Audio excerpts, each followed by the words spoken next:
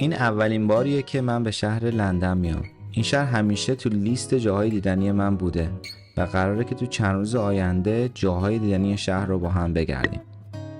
مسافرتمون رو دقیقاً از همینجا یعنی تاور بریج شروع کردیم.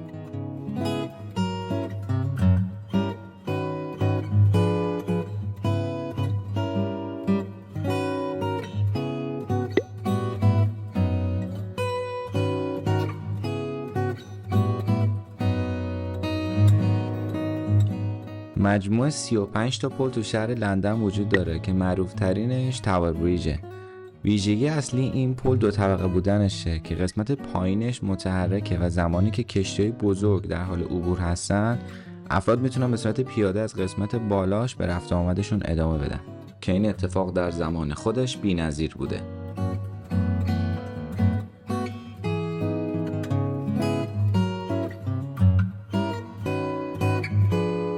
مسیرمون رو از اونجا به سمت برج شارد ادامه دادیم.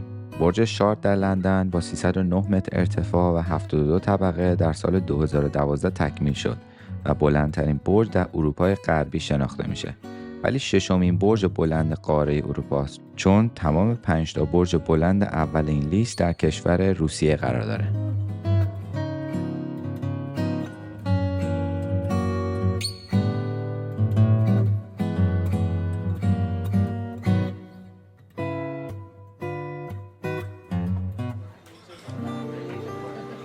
تولد مبارک عزیزم.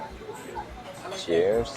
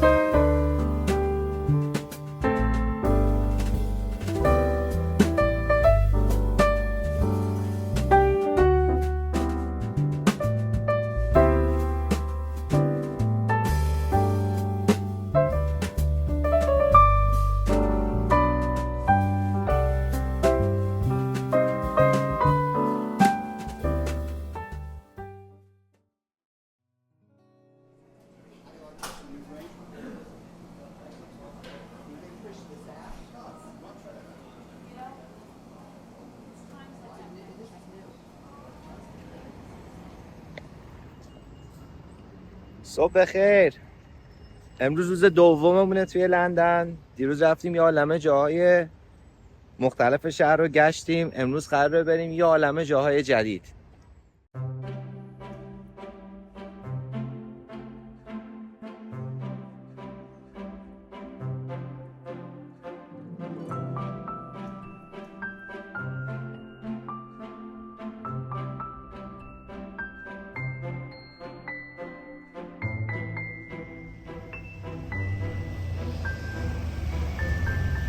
ساعت چنده؟ نه به وقته؟ من فقط ساعتمو به وقت گرینیچ لندن چک میکنم.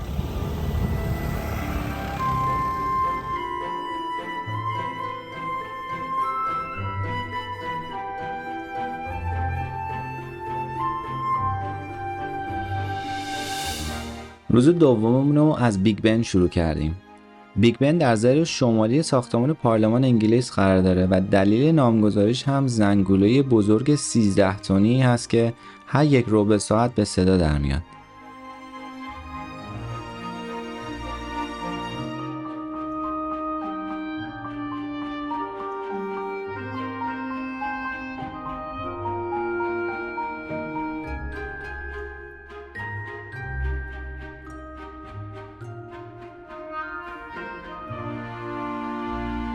از بیگ بن به سمت کاخ باکینگهام رفتیم که رسیدنمون به اونجا درست همزمان شد با رژه صبحگاهیشو.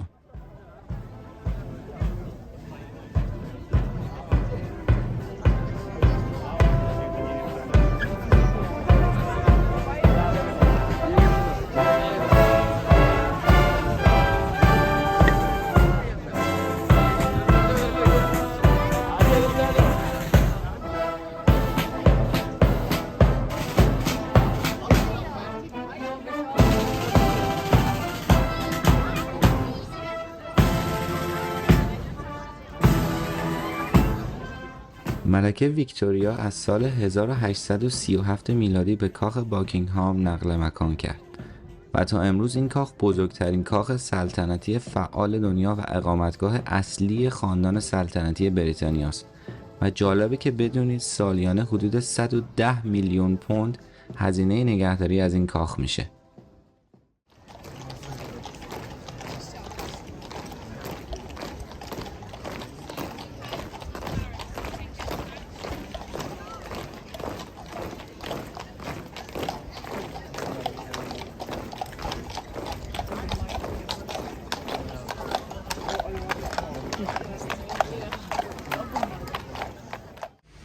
یه چیزی که خیلی به نظرمون جالب اومد این خیابونی که منتهی هم میشه به باکینگهام پلس، آسفالتش قرمزه. تو خیلی از مراسم ما هم دیدیم که از اینجا میان رد میشن و سان میدن، مردم اینجا وای میسن، ولی هیچ وقت من دقت نکرده بودم که آسفالتش قرمزه. خیلی جالب بود برام.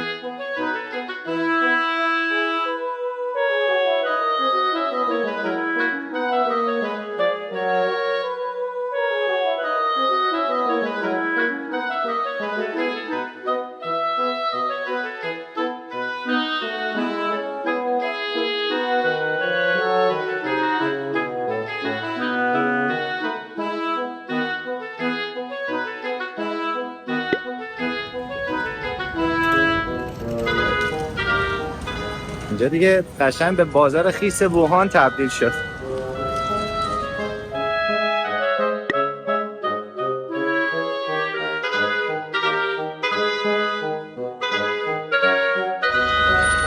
تا حالا 3-4 بار نزدیک بوده سقط بشم، چون میام اینجا وای میستم، اون برو نگاه میکنم دقیقاً برعکسش رو میرم و ماشینا دارن از اون برمیاد. حتی اینجا هم نوشته ولی خب آدم توجه نمیکنه اونقدر. خیلی عجیب. من مطمئنم فقط من تنها نیستم. حتی من همینجوری روز عادی هم دست چپ و راستم اشتباه میکنم، ولی دیگه اینجا یه ذره بیشتر هم شده این قضیه. این محله اسمش سوهوه، بیشتر باراش هم بسته است به خاطر که اینجا جای شب نشینیه. فکر کنم شبا خیلی جای باحال‌تری باشه اینجا. این من قشنگ میتونم برم تو شنا کنم و انقدر باحاله. نگاه کن چه چیز خفنیه. اسمش چی بود اینجا؟ لتو.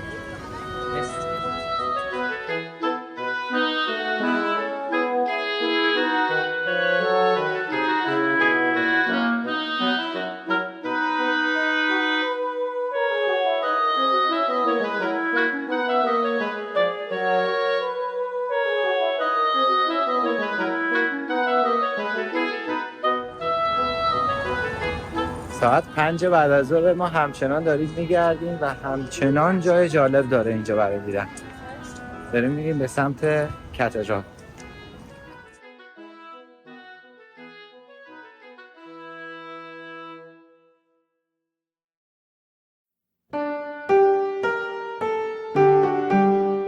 ساخت کلیسای سن پل در اوایل قرن 18 به پایان رسید. این کلیسا جایگزین کلیسایی شد که در آتش‌سوزی بزرگ لندن سوخت و از بین رفت. در واقع این سومین کلیسایی هست که در همین مکان ساخته میشه.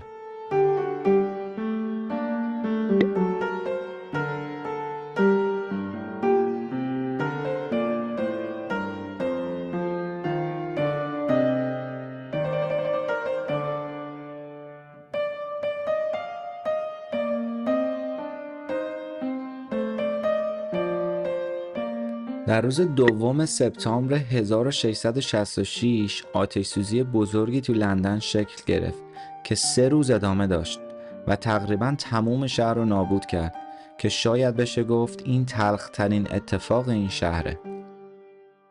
بعد اون میشه به همه‌گیری بیماری‌های مختلف در طول تاریخ از جمله وبا و کرونا اشاره کرد.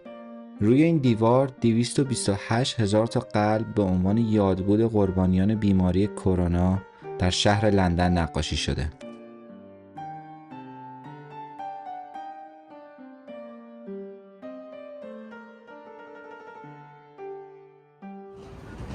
سارا خانم میگه که اینجا رو مثل کف دستش بلد. سارا ساختمان آبیه کجاست؟ الان داریم ساختمان آبیه. اینجا کف دستت حساب نمیشه که اینجاست. بیادر.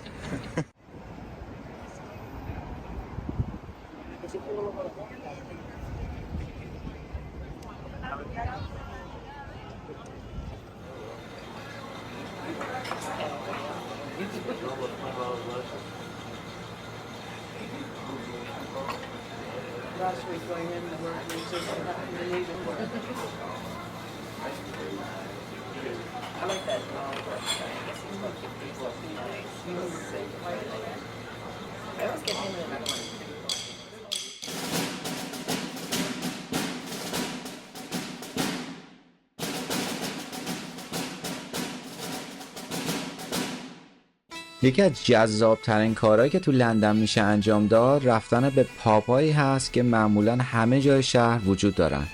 پاب که مخفف کلمه پابلیک هاوس و یا به قول خودمون میکده هست، جایی بسیار متفاوت از بار، دیسکوتک و اینجور جاها. معمولاً توش آبجو سرو میشه و جایی است برای گفتگو کردن که عموماً همه بعد از کار به اینجا میان و چند ساعتی رو با هم وقت میگذرونن. من رسما عاشق پابای اینجا شدم. خیلی باحال و زنده است.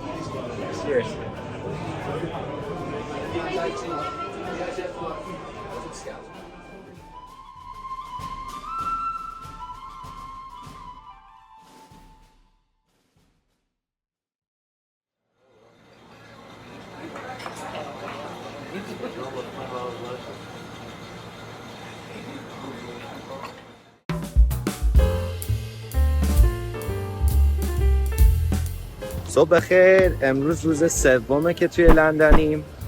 امروز قراره بریم یه ذره موزه گردی بکنیم. یه نمه بارون اومده، هوا خیلی توپه.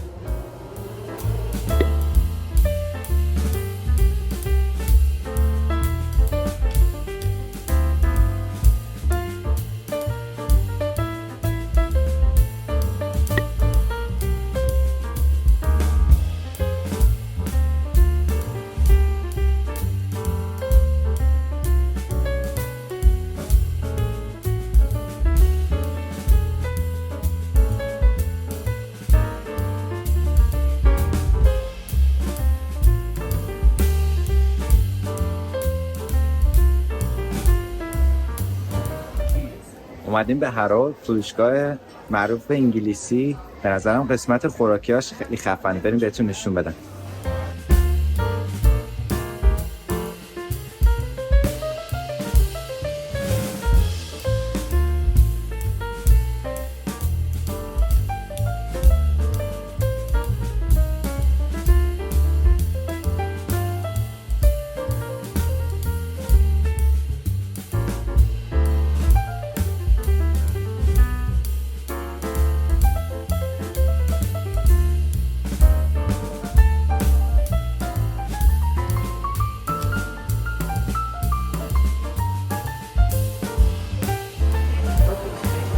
چقدر بیسکویتاش باحالن، نگاه کن. جعبه‌هاش خیلی خوشگله. اسباب بازی جون میده برای نقش سوزن. نقش سوزن دقیقا.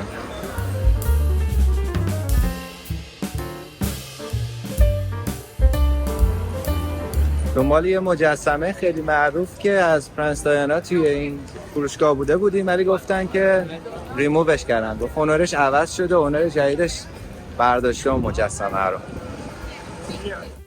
یه تاج خوشگل اینجا داریم که متاسفانه برای فروش نیست، ولی به جاش اینو پیدا کردیم که بسیار هم قیمتش ارزنده است، 1,900,000 پوند.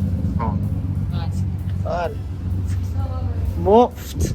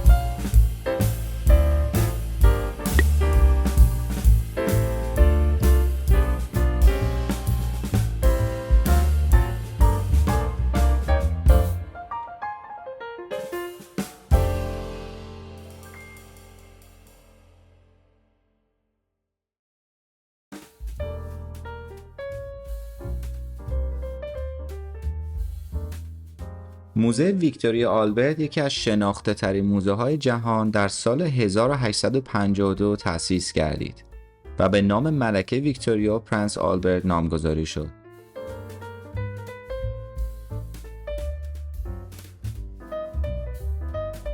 این موزه همچنین شامل مجموعه نفیسی از آثار تاریخی و هنری ایران، خصوصا زمان قاجار، از جمله خنجر جواهرنشان فتحعلی شاه هم هست. ولی دلیل اصلی دیدار ما از این موزه فرش بسیار نفیسی به اسم قالی اردبیل. این قالی و جفتش که در موزه هنر لس آنجلس نگهداری میشه، در زمان شاه طهماسب صفوی و برای پوشاندن صحن آرامگاهی در شهر اردبیل بافته شدند و واقعا شاهکاری هستن برای نمایش هنر ایرانی.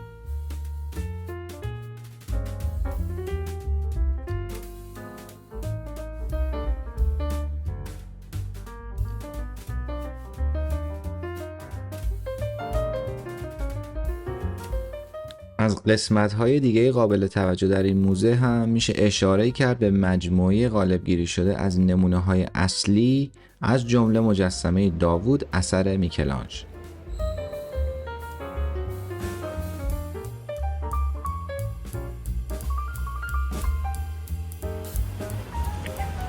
موزه ها انقدر قشنگ و پرباره که واقعا نمیشه همشه تو ویدیو نشون داد. من فقط سعی کردم قسمتی که مربوط به ایرانه و قسمتایی که برای خودم جذابه رو بیشتر نشون بدم، ولی خیلی بیشتر از اینا کار داره، یعنی قشنگ خودش میتونه چند روز ویدیو باشه.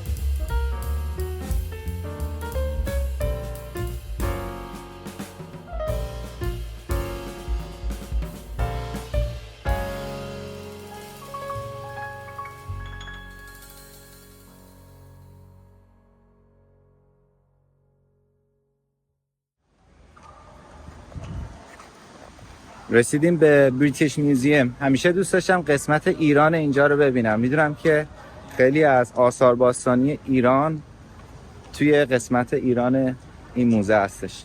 بریم نگاه بکنیم.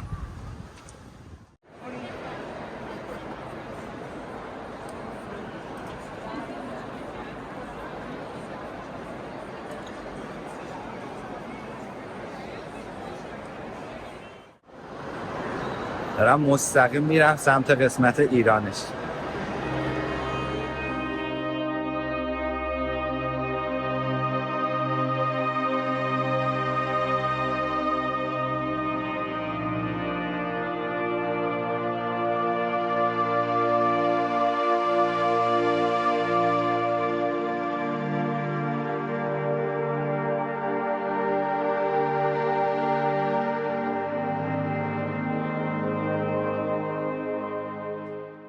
تجربه دیدار از بخش ایران باستان این موزه، خصوصاً منشور کوروش، چیزی بوده که من همیشه آرزوشو داشتم.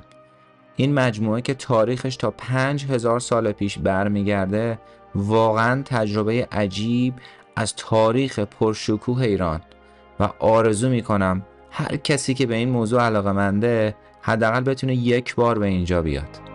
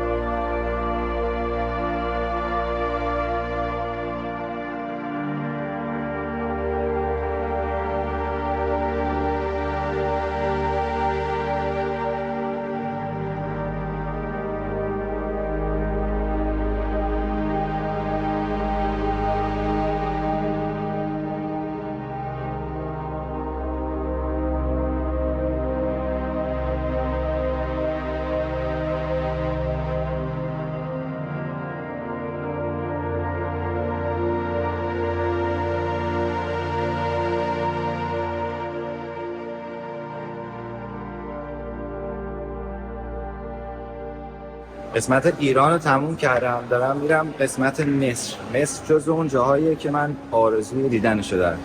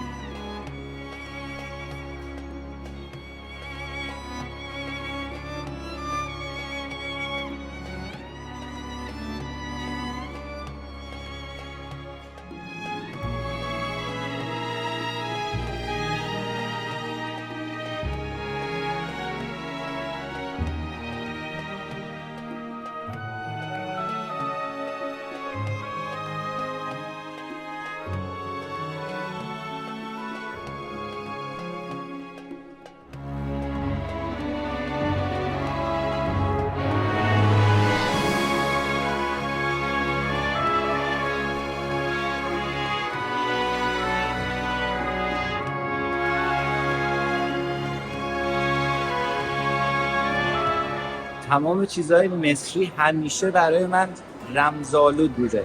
برام همیشه عجیبه که چرا اینا وجود داره، اصلا چه اتفاقی افتاده که این هنرمند یا هر کسی داشته این کارو میکرده، چی تو ذهنش بوده که تونسته یه همچین اثری رو خلق کنه.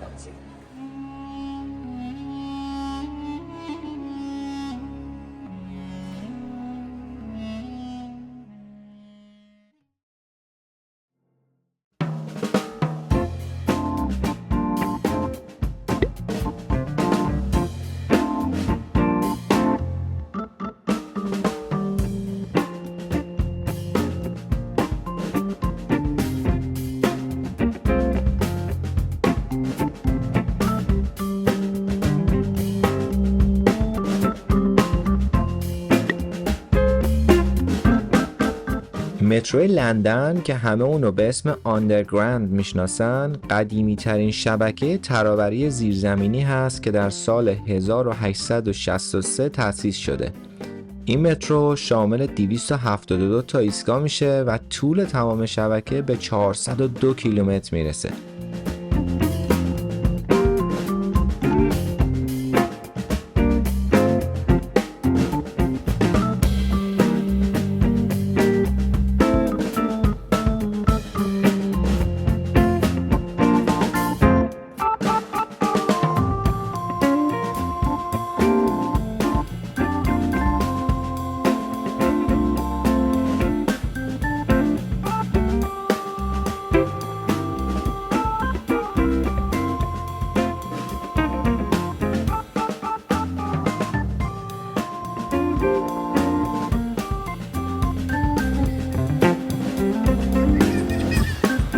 رسیدیم به موزه مورد علاقه من، موزه تاریخ طبیعی.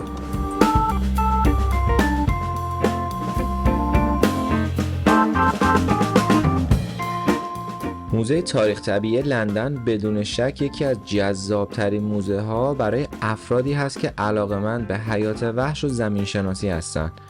این موزه در سال 1881 تأسیس شده و معماری این موزه هم بسیار چشمگیره و تقریباً تمام قسمت‌های این موزه از جمله دیوارها و سرستونها پر از جزئیاتی هستند که توجه رو به خودشون جلب می‌کنن.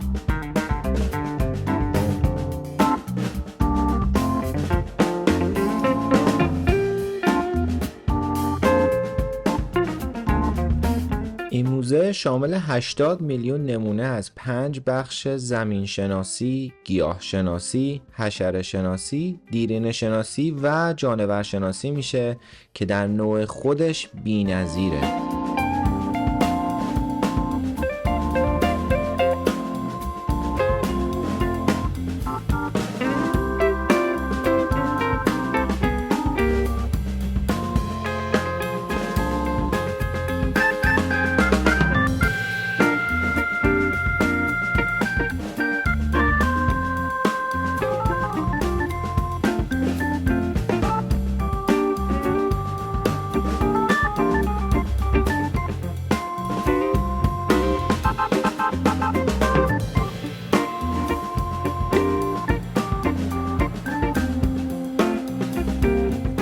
من تا حالا 1000 بار فیلم اینجا رو دیدم، واقعا جای خوشگلیه، حتی ساختمونش هم خیلی خفنه.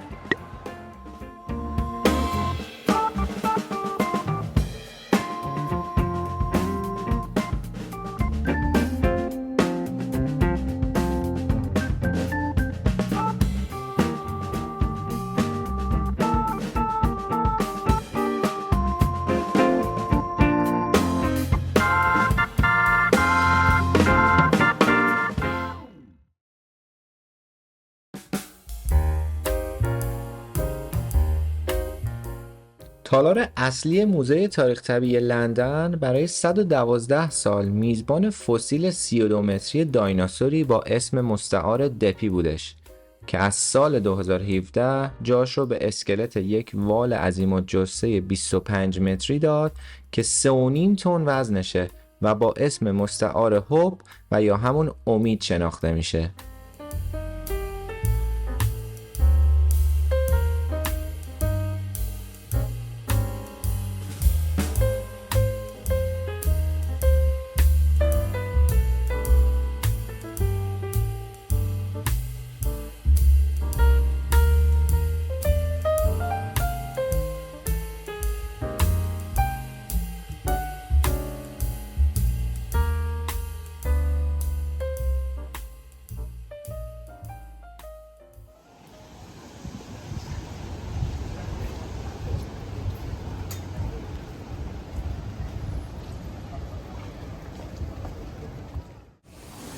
بالاخره بارون لندن هم دیدیم.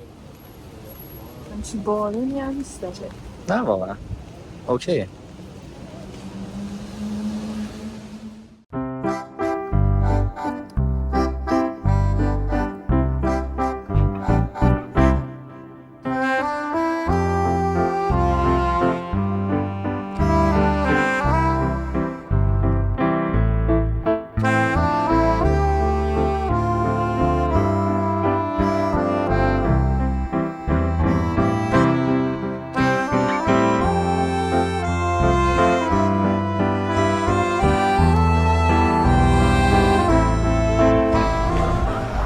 یه دقیقه پیش دقیقاً داشتیم میگفتیم که خوبه اینجا زیاد بارون نمیادش. نگاه کن چه خبر شد. چش زدیم.